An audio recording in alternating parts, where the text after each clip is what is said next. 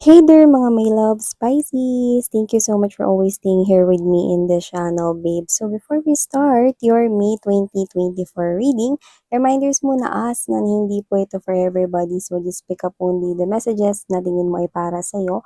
At wala tayong gender here, babae, lalaki, LGBT, cross-watchers. You can flip those if you want. Of course, you can do that.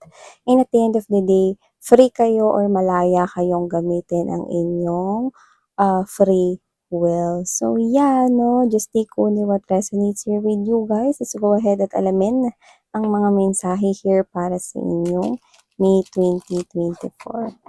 This is for Pisces, Spirit and Angel Guides, Archangel Michael. Thank you so much for being present here in this reading. This is for my Piscean people. Pisces, for some reason, may energy ako nakikita rito, hinihintay niya kayo. Hinihintay niya kayo, no? Ang inyo ritong pagbabalik sa kanyang buhay, no? Pero, lumalabas na parang naghihintay siya sa'yo, pero sa kabilang banda, parang alam niya na hindi ka na darating. That's the energy of a past lover. So, baka yung iba sa inyo talagang nag-walk away na kayo, palayo sa kanya. Kung sino man yan. Nakita ko ng lungkot sa kanyang mga mata, no? Na may halo rin dito na parang pagsisisi na kung bakit kanya pinakawalan, no? Maari ngayong May 2024, no, ay magpatuloy ang kanyang paghihintay sa'yo, Pisces. Okay? So, alamin natin, no, kung ano magiging kaganapan dito maliban dyan. Ilatag na muna natin lahat bago tuloy ang basahin. We have here the lovers. Ready for some kind of new connection na ang nakikita ko rito sa inyo, no? Yan. Also have here this Nine of Wands, Page of Cups, Page of Wands right here, Full card, yeah, new love opportunity coming your way. Page of Pentacles energy facing the Wheel of Fortune to the High Priestess. Also have here the Hangman energy, Temperance, and there's this, okay? Yeah, alam ko medyo sinisikreto pa to sa inyo ni Universe, no, pero ikakanta ko na. Siyempre walang lihim-lihim rito, no, sa channel na to ng hindi nabubunyag, no. So kahit si Universe pa yung maglihim rito sa inyo, no, go! Sasabihin ko pa rin sa inyo. Yan, no. So siyempre walang lamangan dito, guys. So nakikita ko rito, Pisces, no, na meron ditong, unahin na natin yung sinasabi ko kanina. We have here the presence of Lovers energy and the Fool card. So, whatever this energy is, I do see that this is someone new. Ready na kayo to dive into this new connection, no? Kaya pala yung iba, talagang iniwan nyo na ng tuluyan, no? Kung sino man yung old or naka-relationship ninyo before. So, nakikita ko dito that with the full card energy, this person here, no, marami-rami sa kanila, no, ang paparating pa lamang at maaaring makilala mo this summertime, May 2024, kasabay ng kainitan ng panahon, no, ay isang mainit na pag-ibig din ang papalapit sa inyo. Maaaring galing siya sa lugar kung saan medyo malamig, kasi nakikita ko rito na parang hindi siya sanay, no, sa ganitong klase ng tropical na climate. So, kung sino man 'to na pwedeng foreigner siya or kahit hindi, pwedeng nanirahan siya na sa malamig na lugar, no, 'yan. So, nakikita ko dito, no, na kung sino man siya, no, maaaring isa itong energy na hindi mo pa nakilala before. This is totally 360 degrees new energy. Stranger. Pero nakikita ko na may in love ka sa isang estranghero rito, no? Lumalabas na kung sino to, no?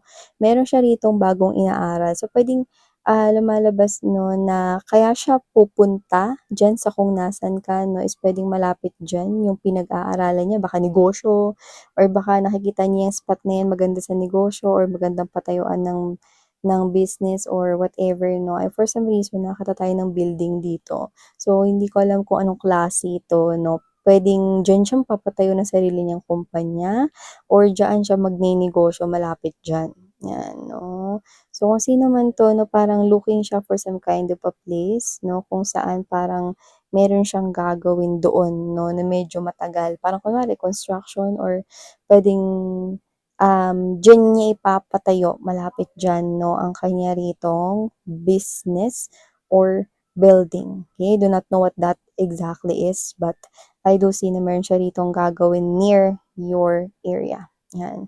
And I do see 'no, na with the presence of this Nine of Wands energy and there's this Page of Pentacles to the Wheel of Fortune, someone here, no, is makikita mo ulit. Someone here, pwedeng old kaklase, old classmate, or pwedeng teacher, no? Teacher mo nun, nung elementary ka or nung high school ka, Pisces, no? So, nakikita ko rito na makikita mo siya ulit, no? For some reason, hindi ka matutuwa pag nakita mo siya. For some reason, parang may na-develop sa'yo rito na trauma eh. So, baka either binuli ka nito noon kung kaklase mo siya, or baka terror teacher ito, no? Noon, nung mga panahon na yun na nag-aaral ka pa. Parang natakot ka, no? Parang terror teacher. Doesn't have to be na nananakit. No? Yung iba, posible, ganun yung case ninyo, no? Kasi noon pwede pa mamalo, 'di ba? So baka pag wala kang assignment, palo ka, 'di ba? Eh, ba't kasi hindi mo ginagawa yung assignment mo? Parang meron ka ritong experience with this person here na parang medyo nakita ko rito na parang di ka happy makita siya. Okay? Or parang parang siya yung teacher mo siguro dati no, na parang lagi nagpapa-surprise quiz 'no, eh, parang ayaw mo ng gano'n. Basta meron kang ayaw. Kung teacher mo man 'yun, kaklase mo 'no, something na meron ditong parte ng history mo. Like hindi lang 'yun isang beses, okey? So, nakikita ko rito 'no, na puwedeng madalas mo siya nakikita nun, baka nga binubully ka ng kaklase mo or whatever 'yan. Magkikita kayong ulit na pero huwag kang mag-alala. Okay. Kasi kung sino man yung person na yun na makikita mo dito 'no, iba na yun, lumipas na ang panahon 'no. Marami na rin nangyari sa buhay niya rito 'no. At nakikita ko dito 'no, na may posible pa nga siyang, ibigay rito sa'yo 'no. Isang magandang balita 'no, na parang, baka ayain ka pa niya 'no, na magnegosyo or meron siya ritong puwedeng hindi siya yung maging business partner mo rito 'no, pero maaaring na makatulong siya sa'yo. Nakikita kong makatutulong siya sa'yo rito 'no, pagdating rito sa kaperahan mo. Kung ano siya nun, hindi na siya yun, okey? Nakita ko rito 'no, na iba na yung magiging takbo ng mga pangyayari 'no, kapagka nakita mo siya ulit 'no. Nakikita ko mag-i-improve yung buhay mo, yung kaperahan mo. Kaya naman okey lang 'yan 'no, yun nga siguro yung challenge mo, yung trauma or yung parang fear 'no na nabuo noon, okey, kasi gano'n siya dati 'no, is yun yung maaaring posibleng humarang 'no. Pero nakikita ko na kung ano yung dala-dala niya, okey, magandang oportunidad yun para sa'yo at siyempre nakita ko na hindi na siya yung gaya nung dati 'no, na kilala mo. 'Yan. Maliban sa mensaheng 'yan, Pisces, nakikita ko rin dito babes 'no, ang energy 'no, with the Page of Wands energy and Page of Cups 'no. Kung may anak kayo, nakikita ko rito 'no, na maaaring, magulat ka 'no, kasi puwedeng meron na silang nagugustuhan 'no. Parang feeling mo kasi baby pa or bini-baby mo pa yung mga anak mo rito 'no. Hindi malalaman mo rito na posibleng Disney, may crush na sila 'no, parang ang bilis ng panahon may crush na agad yung anak ko, 10 lang siya.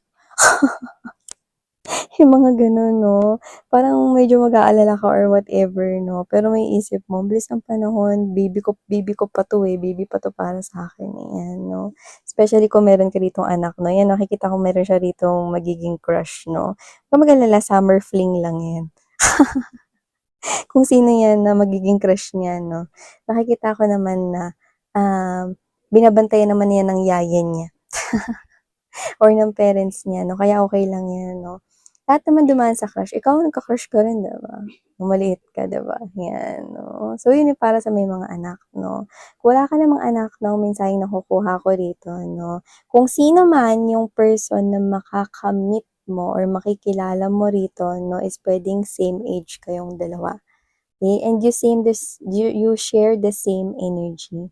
Parehas kayong magba-vibe dito, magja-jive ang energy ninyo 'no, parang magkakasundo kayo rito. So, nakita ko rito 'no ng friendship 'no, na mabubuo sa inyo, na magiging parang partners in crime kayo. Hindi yung literal na crime 'no. So, ito yung parang partnership na parang may tulungan na rito 'no, ta's parang nagkakasundo kayo 'pag meron kayong gustong, yung biro na gawin parehas sinasakyan niyo yung biro na yun 'no, ta's 'pag gusto niyong pagtripan yung other friends ninyo 'no, parang nagkakasundo kayo 'no, ang saya lang. Gano'n yung nakikita ko dito sa energy ninyo 'no. So, maaaring baka maging friends kayo bago kayo magkaroon ng, mas malalim na pagtingin sa isa't isa. 'Yan. Kung hindi naman kayo same ng age ng person na 'yan, nakikita ko rito 'no na, puwede naman na mas bata lang yung itsura niya 'no, compare sa kaniyang age, 'yan 'no. Dito nakikita ko na, kung may partner ka ngayon, meron siya ritong sinisikreto sa'yo, okey? Pero kung ano yung sinisikreto niya sa'yo, hindi yun negatibo, 'yan. Meron siyang sorpresa na magpapabago ng relasyon ninyo. Yes, you heard it right na big word yun, Pisces. Meron siya ritong sikreto sa ngayon or sikreto this May 2024 'no, at may kinalaman yun sa sikretong malaki, malupit 'no, na magpapabago sa relasyon ninyo. Ano yun? Ano pa nga ba? Eh, di meron siya ritong paandar 'no, para yung iba ha, wala tayong gender dito. Kung isa kang babae 'no, ang surprise mo sa person mo is merong pregnancy na inaasahan, may birth of a child na paparating 'no. So yun yung nakikita ko rito, yun yung news na nakikita kong ikakalundag ng iyong, hubby or ng iyong, nampion or asawa 'no, dito. So nakikita ko rito 'no, na kung ikaw naman ay isang lalaki 'no, eh, nakikita ko rito na magbibitiw ka ng isang marriage proposal with your, ah, with your loving girlfriend 'no, kung girlfriend pa lang kayo rito 'no. Pero kung married na kayong dalawa 'no, yun nga yung child expecting a birth of a child 'no, if you are a woman, you're gonna tell that wonderful news to your husband. Or if you are a man and you're married here with someone, nakikita ko rito 'no, na meron ka ritong, something to give to the family, 'yan 'no. So yung iba parang maaaring ito ay savings 'no, na finally, good news ito 'no, kasi ang laki na ng naipon na savings niya. So maaaring yun yung ibalita niya rito na makakapagpatayo na kayong sarili ninyong home, or this is for the laan sa education ng mga kids, kapag nagkaroon na kayo ng kids in the future 'no, kung wala pa. At nakikita ko rito 'no, na kung ano man 'to, bunga yun ng pinaghirapan niya na for some reason yung iba galing sa ibang bansa, baka may nag-overseas dito 'di ba? Meron dito mga nag-work sa other country 'no, at malaki yung naging sakripisyo nila 'no, pero worth it kasi mapupunta ng buo sa pagpapamilya ninyong dalawa. Taray, Pisces 'no. So dito with the message of the Hermit naman and the Strength card, Knight of Pentacles, meron akong nakikita rito na makikipag-usap sa inyo 'no, and for some reason hindi pa siya nagsisimulang magsalita, very emotional na siya. So baka may kasalanan 'to sa'yo. Hindi pa siya nagsasalita, nakita ka pa lang niya, very emotional na siya. So expect someone na puwedeng makita mo out of the blue. This is someone here na kilala mo 'no. For some reason, pagkakita niya pa lang sa'yo, without saying any word, this person will definitely have teary eyes instantly or agad-agad iiyak siya. Baka mag-a-apologize yan sa'yo. Para kasing nangyari rito, parang sinisisi niya yung self niya, eh. Gano'n yung nakikita kong energy. So, baka yung kasalanan niya rito 'no, nare-realize niya na nakasalanan niya yun. Okay? So, I'm seeing someone here coming towards you. Pisces, expect some kind of forgiveness 'no, at saka pati yung luha 'no, maghanda ka na rin ng tissue. 'Yan. So, with this, temperance energy, Six of Cups, and the presence of Hangman right here, I'm seeing 'no, that the universe is really brewing something good in your life, and this is what you envision here in your mind. I do see that, your manifestation right here in your life, whether that's involving money, your dreams and goals, or baka pangarap mo, no? Baka may pangarap ka, propesyon, nakikita ko makukuha mo yan. Yes, profession, you heard it right, no?